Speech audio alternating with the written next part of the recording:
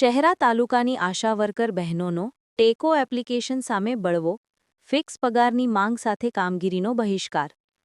શહેરા પંચમહાલ જિલ્લાના શહેરા તાલુકામાં ફરજ બજાવતી આશા વર્કર બહેનો અને ફેસિલિટેટરોએ સરકારની આરોગ્ય સેવાઓ સામે બળવો પોકાર્યો છે. ટેકો એપ્લિકેશન અને અન્ય કામગીરીના ફરજિયાત અમલના વિરોધમાં તેમણે તાલુકા હેલ્થ ઓફિસરને આવેદનપત્ર સુપરત કર્યું છે અને જ્યાં સુધી તેમના મુખ્ય પ્રશ્નોનું નિરાકરણ ન આવે ત્યાં સુધી ટેકો, નેત્ર ચકાસણી અને અન્ય કામગીરીથી દૂર રહેવાની ચીમકી ઉચ્ચારી છે. ટેકો એપ્લિકેશનથી મુશ્કેલીઓનો સામનો. આશા બહેનોએ ટેકો એપ્લિકેશનના કારણે ઊભી થતી અનેક મુશ્કેલીઓ તરફ ધ્યાન દોર્યું હતું. તેમણે જણાવ્યું કે જો લાભાર્થી ઘરે હાજર ન હોય તો તે જ દિવસે ફોટો અપલોડ કરી શકાતો નથી, જેના કારણે મહેનતાણું ઇન્સેન્ટિવ ગુમાવવું પડે છે. આ કામગીરી માટે સારા સ્માર્ટફોન અને ડેટા રિચાર્જની જરૂર પડે છે, જેનો ખર્ચ તેમને પોતે જ ભોગવવું પડે છે. સરકાર તરફથી આ માટે કોઈ વ્યવસ્થા કરવામાં આવી નથી. આ ઉપરાંત તહેવારોના દિવસોમાં પણ ફરજિયાત કામગીરીને કારણે તેઓ પરિવાર સાથે તહેવારોની ઉજવણી કરી શકતી નથી. હલકી ગુણવત્તાના યુનિફોર્મ અને જોખમભરી રાત્રિ ફરજ. આશા વર્કર બહેનોએ તેમને આપવામાં આવેલા યુનિફોર્મની ગુણવત્તા પણ હલકી હોવાનો આરોપ લગાવ્યો હતો. સાથે જ રાત્રિના સમયે ડિલિવરી માટે જવાનું જોખમકારક હોવાનું પણ જણાવ્યું હતું. તેઓએ અનિયમિત પગારને કારણે આર્થિક મુશ્કેલીઓનો સામનો કરવો પડતો હોવાનું પણ રજૂઆત કરી હતી. ફિક્સ પગારની માંગ અને કામગીરીનો સામૂહિક બહિષ્કાર. આશા બહેનોએ સ્પષ્ટપણે જણાવ્યું કે જ્યાં સુધી HBNC, HBYC, PMJY, NCD, PMMVY જેવી કામગીરીનું યોગ્ય મહેનતાણું જાહેર ન થાય અને તેમને ફિક્સ પગારમાં સમાવવામાં ન આવે ત્યાં સુધી તેઓ સામૂહિક રીતે કામગીરીથી અળગા રહેશે. આ આવેદનપત્ર દ્વારા આશા વર્કર બહેનોએ તેમની પડતર માંગણીઓ પ્રત્યે સરકારનું ધ્યાન દોર્યું છે. આ મુદ્દે સરકાર આંખોના ડોક્ટર બનાવી દીધા, મોબાઈલમાં કામગીરી હોપી દીધી, ડેટા એન્ટ્રીની, જે અમને આવડતું ના હોય એમ. અને પહેલી વાત તો અત્યારે રિચાર્જ કેટલું મોંઘું થઈ ગયું, 349. ત્યારે ઘરમાં એવા 4 મોબાઈલ હોય તો મારે એટલું બધું અમારે રિચાર્જના પૈસા ક્યાંથી લાવવાના? અને પગાર અમને સરકાર 3000થી ઉપર આપતી જ નથી એમ. તો અમારી રોજગારી અમને પણ અમે જે કામ કરીએ એની રોજગારી પણ અમને મળતી નથી. પ્રશ્નો છે તમારા મૂળ અમને આજે અમને ફિક્સ પગાર કરો, અમારો મુદ્દો છે. અમને જે રોજગારી મળે છે પૂરેપૂરી રોજગારી મળતી નથી, એટલે અમારી ફિક્સ પગાર જોઈએ એમ. માતા સગર્ભા હોય, તેના ઉંદરમાં બાળક હોય ત્યારથી લઈને માતા બાળકનો જન્મ આપે ત્યાં સુધી અમે, અને એના પછી બાળક 5 વર્ષનું થાય ત્યાં સુધી અમે એની સારવાર આપીએ છીએ. તોય પણ અમને મહેનતાણું મળતું નથી. ઘણી વખત અડધી રાત્રે કોલ આવે ડિલિવરી માટે, તો અમે 108 કરીને બોલાવી લઈએ છીએ. કદાચ 108 કોલ ના લાગે તો પ્રાઇવેટ સાધન કરીને અમે સરકારી હોસ્પિટલમાં પહોંચાડીએ. તો ત્યાં જઈને કદાચ અમે રાત્રે દાખલ કરીએ તો સંગાત જોડાઈ જઈએ, સંગાત રહીએ.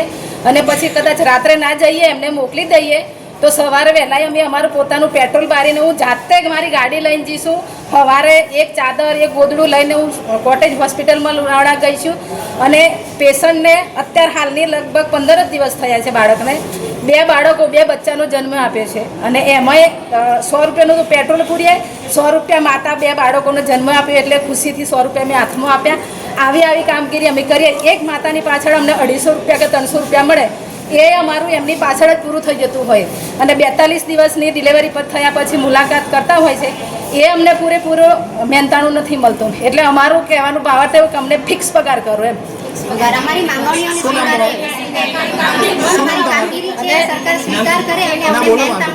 ટેકાની કામગીરી અમે નહીં કરી શકીએ, અને ટેકાની કામગીરી કરાવી હોય તો અમને મોબાઈલ આપો. અને સિમ કાર્ડ ફક્ત સરકારે આપી દીધા, એમાંય આખા મહિનાનું 30 GB આવે છે. દિવસનું 1 GB. હવે 1 GB તો એપ્લિકેશન ડાઉનલોડ કરતા જ પૂરું થઈ જાય. તો અમે ટેકાની કામગીરી કઈ રીતના કરી શકીએ એમ. 3000 પગાર આવે તો 3000 તો આજે નરેન્દ્ર મોદી તો એને એક જોડી કપડાય ના આપતા હોય. અમારે જ્યારે 3000 તો એક વર્ષ ચલાવવાનું તો કઈ રીતે ચલાવે? તો અમે કામગીરી કરીએ, ઘરનું કરીએ કે નોકરી કરીએ. અમારો મતલબ અમે ઘેર દાડિયો બોલાવીએ ને તો એક દિવસના 300 રૂપિયા આપીએ તો મહિનાના 3000 થયા. જ્યારે અમે 100 રૂપિયા 75 રૂપિયામાં રોજ કામગીરી કરીએ, રાત દિવસ તાપ તડકો વેઠીને કાદવ કિચડમાં ચોમાસામાં જઈએ, આવી રીતના કામગીરી કરે અમારું પૂરતું ઋતુમાં એવી રીતે કામગીરી કરવા જઈએ છે કે વાત ના પૂછો. આરોગ્યના તમામ કામ આવે ફોન તૈયારીમાં આવી જાય કે આશાબેનો આ કામ કરો, આશાબેનો પેલું કામ કરો, તો અમે બધું જ કામ મૂકી અને ઘરે ઘરે કૂતરાના પેટ ભટકીએ છીએ. તો અમારા કૂતરાના નામ ભરવાડ વિનાબેન છે. આશા અને આશા ફેસિલિટર અમે અમારી માંગ માગવા આવ્યા છીએ. અમારી માંગની અમે ટેકોમાં એન્ટ્રી ચાલુ કરી છે અને મોબાઈલમાં એન્ટ્રી કરવાની.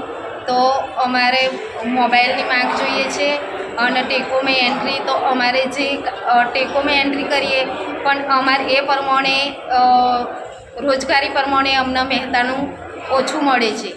એટલે એ પ્રમાણે અમને પગાર વધારો અને અમારે ફિક્સ પગારમાં કરો અને આરોગ્યના તમામ કામ આશાબેન કરે છે. અને અમે ગર્ભમાં બાળક રહે અને અલરી નોંધણી કરાવીએ તો 5 વર્ષ સુધી અમે બાળક સાચવીએ છીએ. બાળ મરણ, માતા મરણ, ટીબી તમામ આરોગ્યના કામ અમે કરી રહ્યા છીએ પણ અમને એ પ્રમાણે મહેતાનું મળતું નથી અને અમારી રોજગારી પ્રમાણે અમને પગાર ઓછો પડે છે. એટલે અમારો પગાર ફિક્સ કરો અને અમે પછી જ ટેકોમાં કામ કરવા માટે તૈયાર છીએ. અને ઓગણવાડીવાળી બહેનોને પગાર વધાર્યો છે તો ઓગણવાડીવાળી બહેનો 3 વર્ષનું બાળક થાય ત્યારે સાચવે છે અને અમે જ્યારે બાળકના ગર્ભમાં બાળક હોય ત્યાંથી તો બાળક 5 વર્ષનું થાય ત્યાં સુધી અમને સાચવીએ છીએ.